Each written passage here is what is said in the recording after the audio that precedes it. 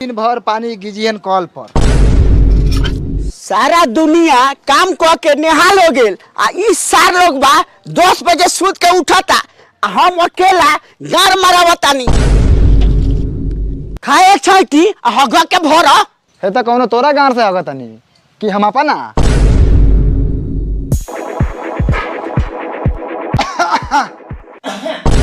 कौन बारे ए हम बानी। हाँ तो बाहर निकल, जोर से लागल बा। ए उतरी तब नहीं निकलम, अभी चुपचाप खड़ा रह। साला पेट गड़बड़ बा, बर्दाश्त नहीं के होत। रे साला सो जल्दी आओ, खेत में डनेर बांधे के बा। ए जाना मर दे आओ तनी, डनेर बांधे के बा। ए छोरा ए निकले लगा तनी। ए रुक, एक और लेडी छटका दी। रे निकलबे कि ना रे साला? ना निकलम, छटकी तब निकलम।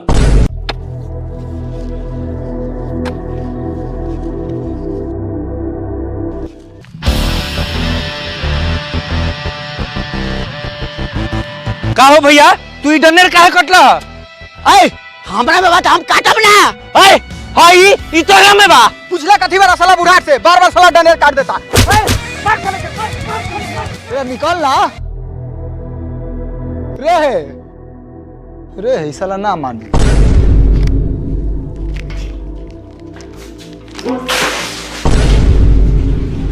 आर फैली से होगा साले।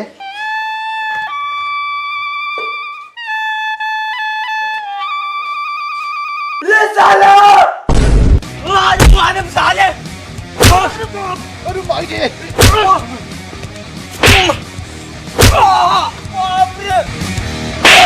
साला होगी किस्मत, पानी का चुक रहा है। रे साला भाई खाना बन गया तू साला 2 घंटा हक बे। अरे साला पेट खराब है छोड़। ए मुठना देख कर पापा का मार दो चाचवा सा। ए जल्दी जो ना। यार मेरे पास पैसा बहुत कम है, काश मैं और पैसा कमा पाता।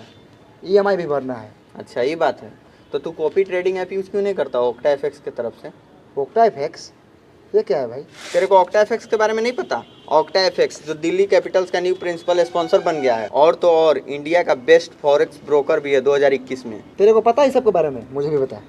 इस प्लेटफॉर्म पे एक लिस्ट होती है एक्सपीरियंस फॉरेक्स ट्रेडर्स की, जिसे हम मास्टर ट्रेडर्स भी कहते हैं। आप अपना मास्टर ट्रेडर खुद चूज कर सकते हैं और उनके फाइनेंशियल रिजल्ट और रिस्क स्कोर को देखकर फिर बेस कॉपी बटन पर क्लिक कीजिए और जो भी ट्रेड्स है वो मास्टर ट्रेडर करेगा, वो आपके अकाउंट में आ जाएगा। इसका मतलब है जब भी मास्टर ट्रेडर अर्न करेगा तो आप भी अर्न करेंगे। इसका कमीशन भी बहुत कम है और आपको पे तब करना होता है जब आपका प्रॉफिट हुआ हो। तो मुझे ज़्यादा कुछ नहीं करना पड़ेगा सच्ची? हाँ, और हर एक ट्रेडर को रैंक भी किया जाता है उनके रिस्क पे 1 से लेकर 6 तक, उनके ट्रेडिंग स्ट्रेटेजी और प्रॉफिट के बेस पर। मतलब फुल ट्रांसपेरेंसी मिलती है। यार ये तो सही है। तो आप भी अपने पैसों को काम पे लगाना चाहते हैं तो डिस्क्रिप्शन में दिए हुए लिंक पे जाइए और वहाँ पे आपको मिलेगा 15% exclusive bonus. Octa FX best app है एक्स्ट्रा इनकम के लिए।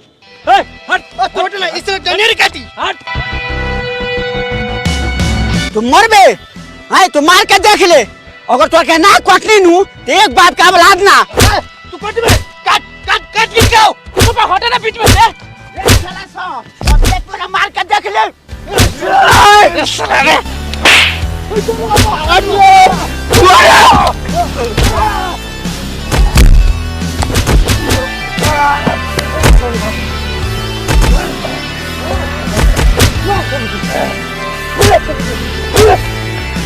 साला रुक, कहाँ जाता रे?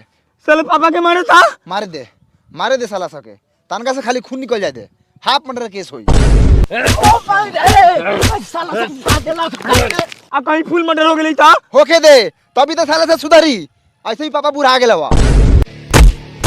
ए मुठा, हाँ भैया। साला पेटकरा के चल खींच के ले जाओ, तू पकड़िए हमार हम। चल छोड़ ना ताई, मर दे, छोड़ साला छोड़। अरे बाप रे बाप, छोड़िए मत थरवा के। हां मार।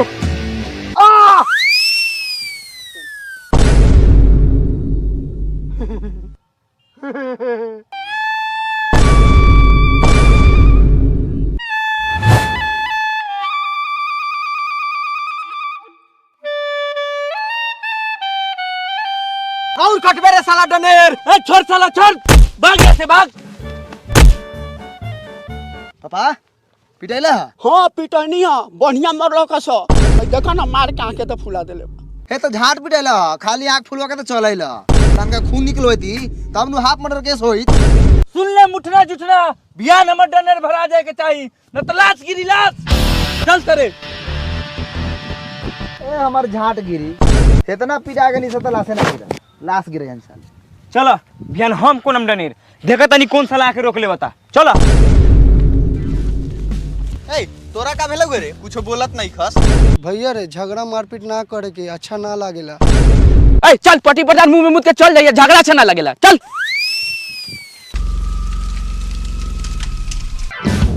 पापा काटो तनी हाली हाली काटो साला तनको अपन डनेर नहीं के छोड़ ले पूरा काटो भैयो तनका तोनी दोनों भाई हगा त खेतवा में हगा।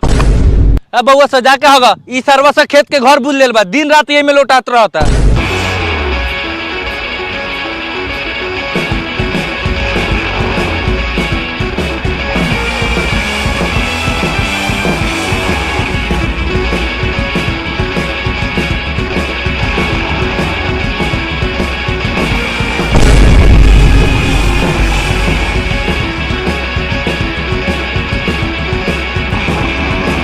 पापा हाँ अब बोलो आप क्या कहता रहा हई सारा से सुबह से आके खेत के डंडर काट के पूरा बराबर कर ले बा और ऊपर से साला हमर सुना लेकिन खेत में हक तो बा। भैयो हाँ मार दी साला सके। ये साला तू कथी मारबे साला हमें मुआ दे मार के। ए साला अरे बाप रे बाप बाबू रे बाबू बाबू रे बाप रे बाप रे भतरा मारी रे बेटवा चिबौनी भतार के भेज के हमरा भतार के कपार फरवइले ह अगर हमरा भतार के कुछ हो जाइत न तो तोरा भतार के घर में जग लेले घुस जाईती। रे रोंडो रे छिनारो रे रारी तोहर भतार हमरा भतार के तो मारे तो हमर भतार मौका बाकी चुमा लेके छोड़ देताऊ।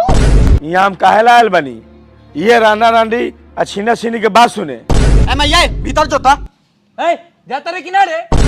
ए महिलर तुलर भीतर मत जाइए हमनी का कमजोर बनी सरो से 4 गोरा बा।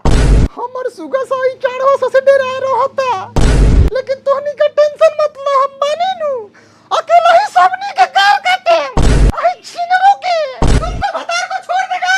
अरे भतारा मरी तो मारत का ना मारे मार ना मार के देख ले तोहर ढेर बच्चा दे हम। हे सूरज नारायण हे दीनानाथ हे शंकर जी अगर ई मुखिया सही इंसाफ ना करी नु तकरा घर में कोरी फूट जाई। ये सूरज भगवान रवत उगल बानी सब चीज देखते बानी अगर हाई मुखिया हमारा पक्ष में हो सरो भागा ना तो मारा गान पर लात की तरह गान के गर्मी खत्म हो जाए। हो सरो भाई चल भीतर जो माई तू भीतर जो। हाँ बतावा का विचार बतौनी के। कुछ विचार ना करम हमनी सा हाफ मर्डर के केस करम। माथा फोड़ लेबा सरो सब। कौन तोर माथा फरलक। ए हम ये तो मरनी साला खीस बरलक हुरमुठा बरला ही बानी उठाई नहीं पाए पुआ मरनी साले के माथा पर पटाक। सुनत बानी नु मुखिया जी सरवा के बात। का रे साला बढ़िया काम कैले बारे तू। माना तनी मुखिया जी हमर बेटा गलती कैलक